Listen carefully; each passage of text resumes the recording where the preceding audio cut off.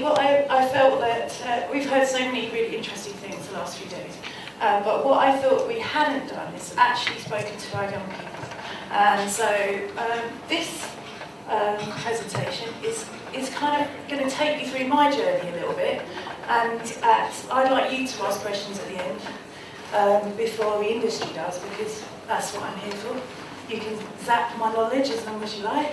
And I'm going to talk a little bit about not only my journey, but the softer skills. So Barry led me quite easily into my presentation, that you need in order to sustain a career of whatever you like, but it's your path you're treading.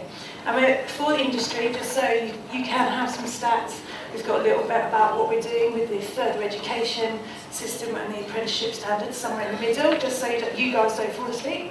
And then we'll move back on to innovation and how our young people will change our world beyond our current recognition. So, I started in the industry at 16. There's only 16-year-olds. Only 16-year-olds in the room. Yes, Rashid, 16, again and again. So I started at 16, which is closer to you guys at the back of the room in your beautiful t-shirts. I started one night, I was in a club, probably shouldn't have been in the club. I was a little bit young, and I knew the DJ, and he said, "Oh, come and play with these lights." And I was like, "No." And I did, and I fell in love with lights, and fell in love with how you can make them dance, and how you can bring something to life, and people dance, and you can kind of control people's emotions and work with people's emotions in doing that. So I carried on doing that. I learned how to sort of, the disco lights were very different to stage lights, and obviously we're talking 30 years ago, so they were, barely past candlelight. I sort of moved on to bands who would play at the venue. Then I went out on tour with bands, little bands. I learnt my craft in little venues in the UK and Europe. I got paid £5, I don't know what that would be in rand, but £5 PDs a day. We'd travel all around the country in the back of a van, sleeping on people's floors. And, I was young, I knew no better, and learnt how to do it that way. When I never questioned it. It was just something I had to do. It was like a calling as such. I never thought at that point, who does think at 16, this is what I want to do, plan your future out. Actually, as you get older, you realise you never quite plan your future out. The future just kind of happens, and you can jump on board, or kind of, it will find a way to find you. Whatever it's going to be, it will find a way to find you. But yeah, so no one taught me, and I read about it, because this is quite ingenious, or play with the lighting desk. I could learn to understand what different colours, when you've got a red, blue and yellow on a stage in a parkan, very hot, only 6 lights, 4 members of the band, all wanting to be divas. And what do? Because for them, this is a big show, there's 3 people, and they all want to look good. They all want to look good, and the dog comes in, he's got a guest list pass. So I learned my craft that way. Hard. It was hard. But at the time, I just loved it. I've always loved music. I've got a passion for music. I grew up around music, and it's always been one of my heart songs. So I talk a lot about heart songs, and I think that's really important to touch, to feel what that thing is.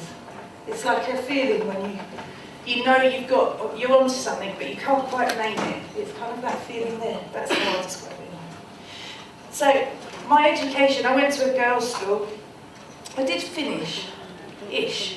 I got my equivalent to my high school qualifications, got my maths second time round. Wasn't my favourite subject, which is ironic now, being a production manager, yes. And having to understand wave loadings and physicality and everything. Yeah, so, and I quite enjoy it now, as long as I don't have to do too much, vector and stuff. And then I got politely asked not to stay on in the sixth form, so at 17, because I'd dyed my hair actually a brighter red, like bright red, and I decided to go a bit punky, and it was all-girls grammar school, which is still selective testing in the UK, and I didn't fit with the look. So I was being particularly raucous at 16, and went to college. I actually did. I started studying the traditional academic things, like communication studies, theatre studies, but I was getting quite disillusioned. And then I decided, and I carried on doing lighting, and by then I was getting asked to go and help out. And then I had a big car accident, which stopped me in my tracks. Well, kind of didn't stop me in my tracks at all. I went to a show and I broke my leg, you see. And I went to the show, and it was a band called The Shaman, which were a British band, but they had a really heavy bass line, cracked past them.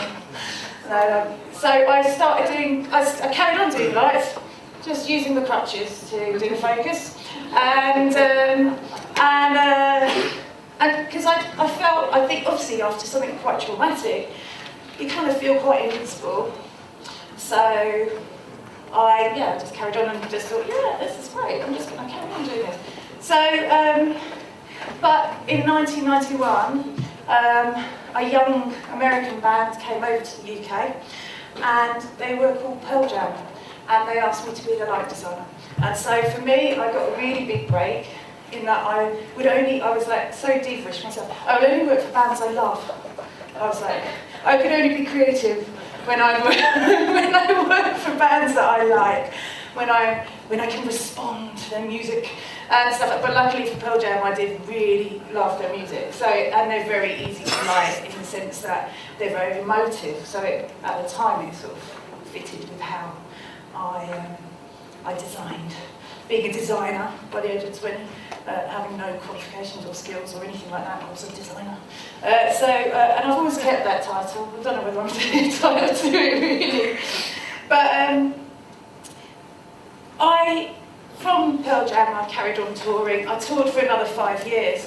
There were lighting still today, and light is the centre of my world. If you ask me what my creative thing will be, it would be about creating light. And yesterday, I was so lucky, and it's been a long time, that when I came in, because I did a little bit of training with the guys yesterday, I was able to do focusing, and I was like, this is so natural, I need to do lighting again. And we were doing the focus for the stage. And I was like, it never goes away. It never goes away. And that's 30 years on. So, but what I've constantly done is I've tried to learn. So I learned how to service the gear. I learned how to understand how things work. I learned to understand the different cables, DMX cable and XLR. And then going, yeah, but they kind of look the same. And you kind of learning that difference. The difference in, actually, it won't work quite so well if you plug it in and it's wrong. And kind of most of the time, at that point, by mistakes, lots of mistakes, and I just kind of felt that, well, it's fine, as long as the lights turned on and we'd have a show, I could do something with that, even if it was just doing that. I've done shows with like 3 par cans before and made it look different by changing the gels. Yeah, so, but it's about being innovative, you know. So I realised that, and I don't know the answer to this. I get asked a lot of this because being a woman in the industry for so long, and I have to say the industry has changed massively. So for a girl starting out at 16, I don't know if the process was different to a boy starting out at 16. I know that there was advances from blokes, but I'm sure that there's advances from women for blokes as well. So I don't feel, and I've said this to quite a few people actually, I don't feel like I'm a feminist. I feel that actually, if you can do the job, then you're in. I don't care if you're a woman, a man, if you're, whatever. It doesn't bother me. If you're good, your work. And that's kind of my take on it. And there's a lot of rise at the moment about women in live music across Europe, about whys. There's all of these different women groups, and it's all kind of like, yeah, I'll fight for women. But actually, if you keep on doing what you're doing, you recognise that actually there is a gender imbalance which is going to organically change because you're good. You're good at what you do. Then it will move forward. And I know that's controversial in some ways because I know that sometimes we need to push stuff. But actually raising the awareness of that gender imbalance can move things forward. So I carried on. I toured for 6 years. And then I was in America working for light and sound design. I was one of the youngest people in the world to train on the Very Light, and I was the only woman at that point. So I think that was 1991. But I went to America and worked for light and sound design, and while I was there, another band that I worked for, the lead singer killed himself, and the guitarist from Pearl Jam went into rehab, and I suddenly thought, I'm 21, this is a bit heavy, and what can I do? And I can remember driving down the freeway from Thousand Oaks back to LA where I was living, thinking there's got to be something else I can do, and I decided that I was going to leave the industry, going to attempt to leave the industry and go and study youth and community education. So in my head, and I'm sure you understand it, musicians and young people, not that dissimilar, working with drugs, sex, relationships educations, which is more what youth workers worked with back then, in the hard to reach thing, getting them back into education. Not that dissimilar. In fact, young people are probably easier than most musicians, trying to get them onto a tour bus at night, or into a hotel, or sound check, and they've all got their ego and their own ability, so I figured that was good. And I did that, and I left the industry, had my son, and then in 96, my son Jody was born, and then the following year I had a health scare, and it made me think, well, what's it all about? And I thought, what is my why? Why do I do it? What is the why? For me, it was my love to create. I like creating things. I like being innovative. I like music at that time. I like nature. I was living in the mountains, so it's easy. I like sharing knowledge. I love to talk, as you may have guessed if you've spoken to me. It's very hard to get away. But the other thing is I love to learn. So I qualified as a youth and community worker, like a social worker, if you guys don't have them over here. Focused on like HIV/AIDS, drugs, all the taboo subjects. Well, the were taboo then, not now.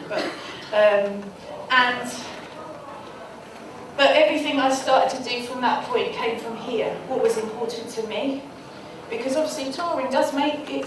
You're working for the man, not all the women. You're working for someone above. They're getting the things. You're living a grueling lifestyle. You're working certainly with lighting and AV. You're working from like 7 o'clock get in to a 2 o'clock get out and moving to the next town. And I think I was just a bit tired really by it. So that was my why. It's still my why. And I kind of pose this challenge to you, the young people in the room. So all of the SARA team, while I'm doing the next bit for the industry, have a think about what your why is and why you're doing it and why you want to do it.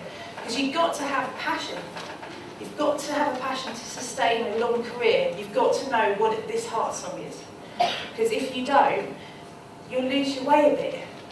And actually, you being solid in your belief in yourself that you can get where you want to go and find that aspiration and that dream is really good. So I didn't leave the industry for too long. I went back and became a production designer for Beta Band, who are a Scottish band who travelled all over the world, which is lovely. Although I was a mum by this point, so it was a little heavy on the head.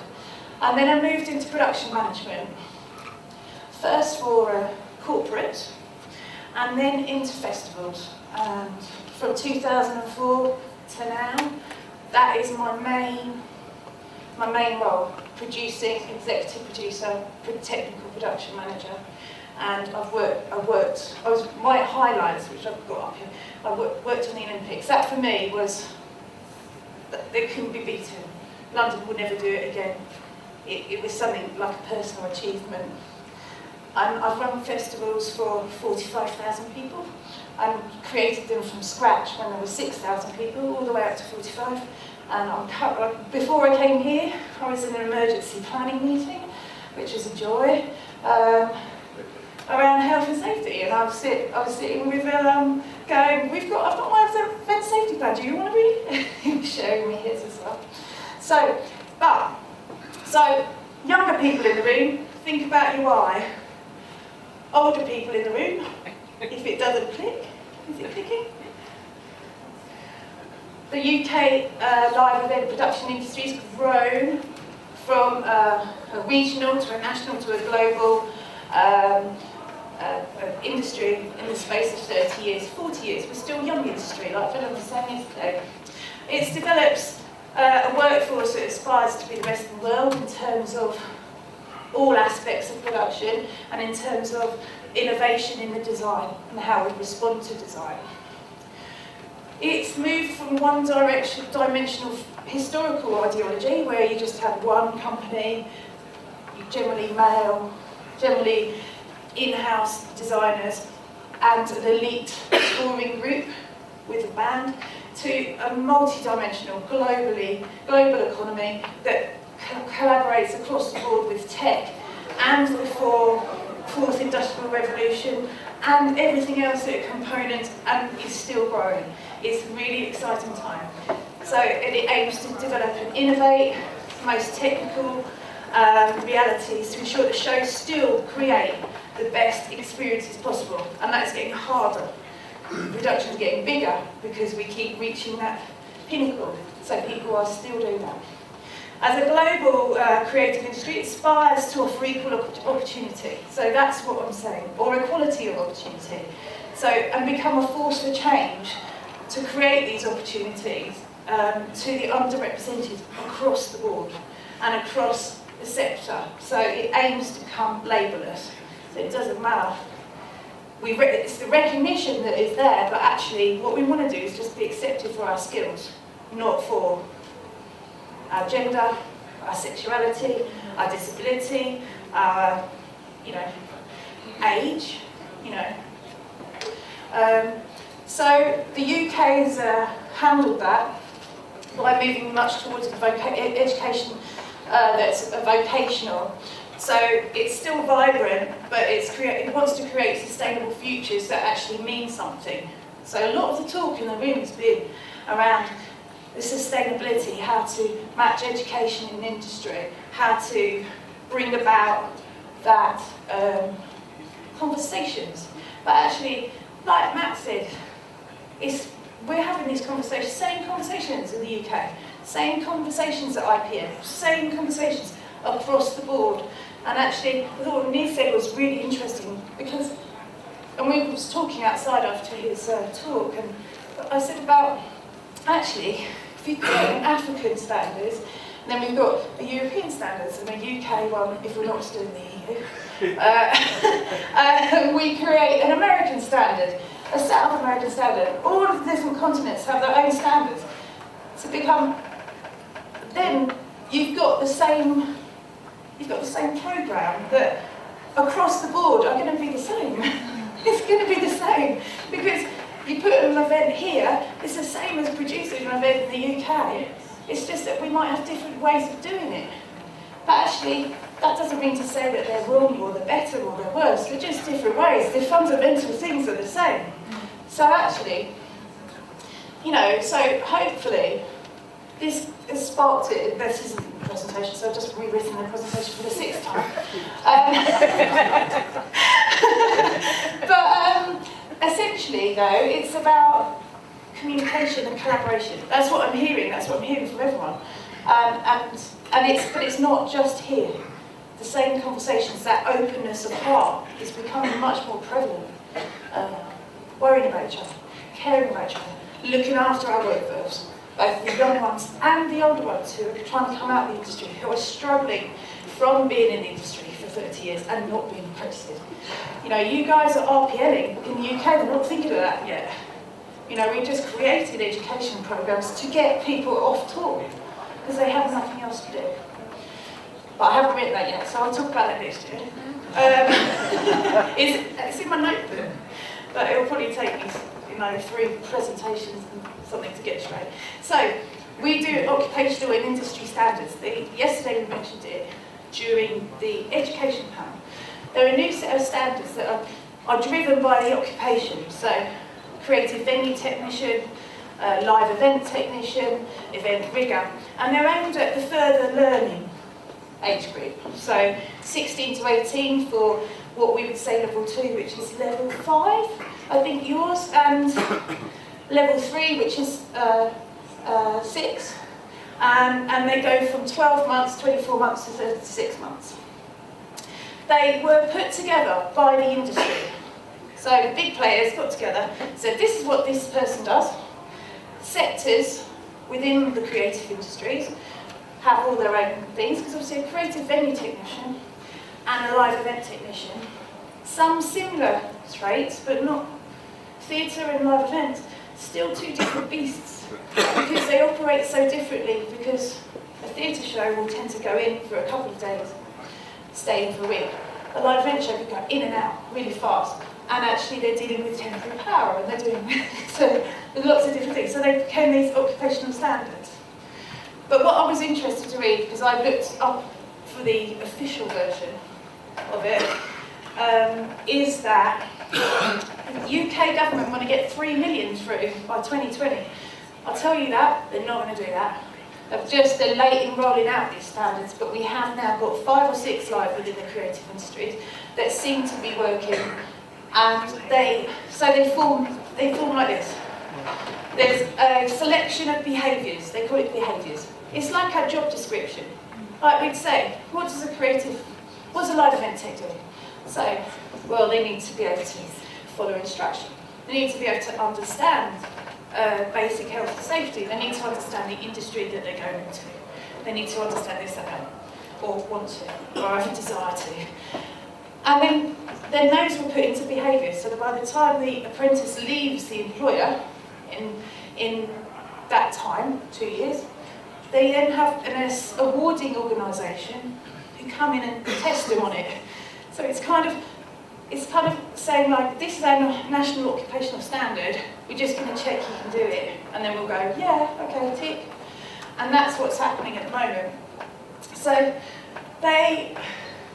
essentially how it's working in reality, certainly with CVT, which is Creative Venue Tech, and the Live Event Tech, is that they are still working alongside the training bodies, so like a TVET or an apprenticeship trainer, who will deliver additional industry-driven qualifications. So like a LOLA thing, so working at height, health and safety, basic, so they can still walk away with certification. And so that should, theoretically, create a fantastically strong base for them to move forward. This year is the first year that these endpoint assessments are being carried out. So I think in the next couple of months, maybe early next year, we'll know whether they're changing them drastically or they're scrapping them. We don't know. But I think they'll stay. But I think they'll stay with competency and knowledge acquisition. Because I don't think that I'm a strong believer that to understand the competency, you need to have a degree of knowledge that is almost like the bottom line knowledge. Because your employer may be bringing you information that is not necessarily the industry way of doing it. Because it can be any employer. So from SME to large corporate, it can be anyone. So everyone has different standards within themselves. So But that in itself is an interesting dilemma. And I think it will be interesting to see how they work, because they're rolling them out at all levels. So they're rolling them out similar to Valco was talking about yesterday. So you do your apprenticeship, then you can do your higher apprenticeship, and that gets you to level 5. So it's a degree, the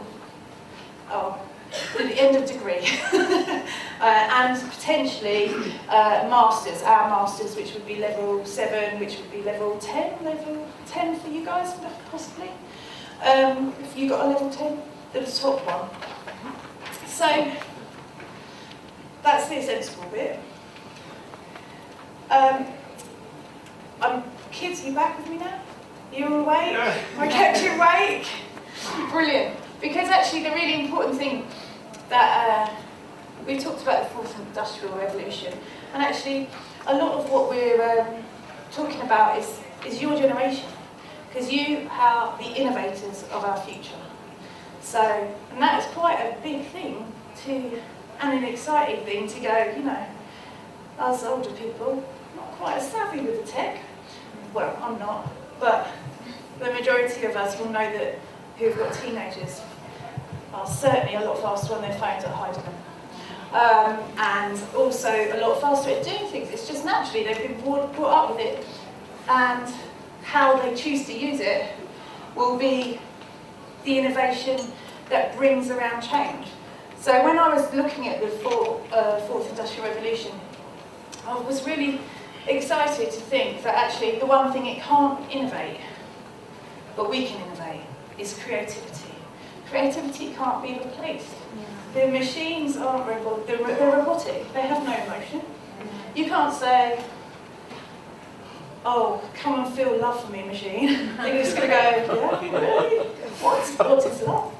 I don't know if they'll have that voice. You know, they might have a different voice. But Esther Devlin is a really famous set designer from the UK. She's done amazing things. She came from theatre. She's an artist in herself, and I read this and I thought, it's a little bit articulate, wouldn't it? A little bit poncy, whatever that word is. You know, a little bit. But actually, her sentiment's true. That as an industry, this is what we do. We are seeking to create the most articulate sculptures, so our stage sets, and the most poetic instrument of communication to an audience. And that's what we do in this event industry. We put stuff up.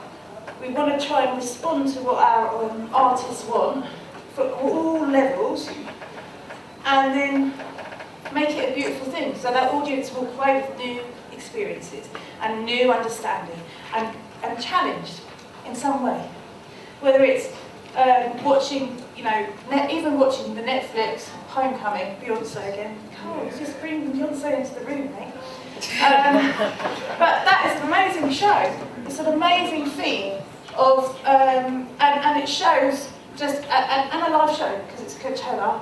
But the design of it, very simple but extraordinarily moving. Really come away from it going, yeah, that's a feel good, and that's what we want.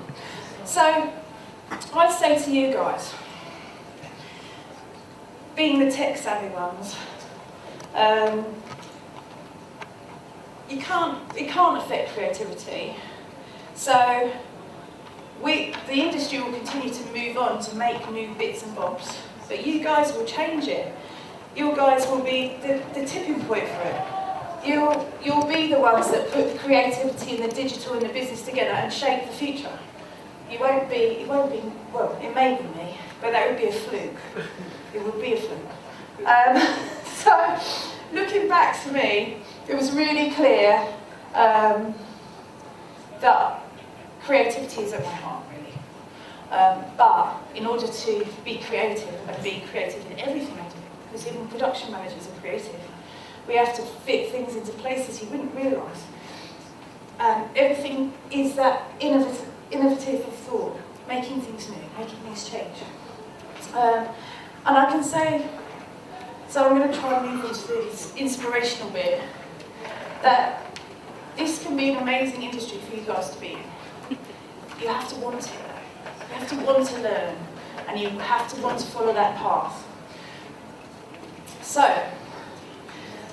know your why. Know what is driving you. Here. Other people don't need to know it. It's here. It might not be, I want to do lights. It's the reason underneath why you want to do lights. Because what it will lead you to do is when you're on a festival site or you're finishing your loading at 2 o'clock in the morning and you just think, I can't do this. I just want to go home. You're just smiling. Trevor's just looking, I don't know. It's about the thing that makes you go, oh, okay, tomorrow will be better. Because it's this, it's in here. Let's see if it works. Be creative. Strive to be creative in everything that you're doing. Design better things. Think of better ways that you can do stuff. Don't always tell the production managers when you're on a job. They will tell you to go away in no uncertain terms. I've done very well. I haven't sworn. I've been really good. I swear loads. I always get in trouble. Believe in yourself.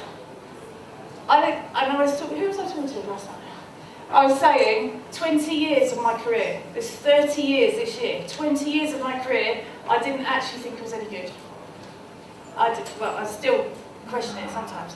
But now I think I might be. So I have moved a little bit. So believe in yourself, be strong. When you're fearful, face it.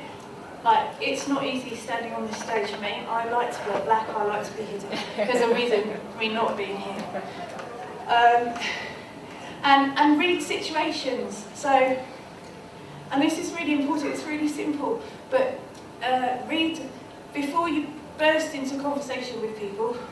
Just sit back and hear what they're saying first, because they might not be in the right space to take what you're about to say. And then look at better ways of working. Understand your desks, understand what your lights do, push them to their limit. That's how you're going to create, and that's what will keep you interested. I mean, how often do you get to play on stuff? And that's really cool that we get to play all day. And then lastly, think big. Find possibility for development in everything that you do.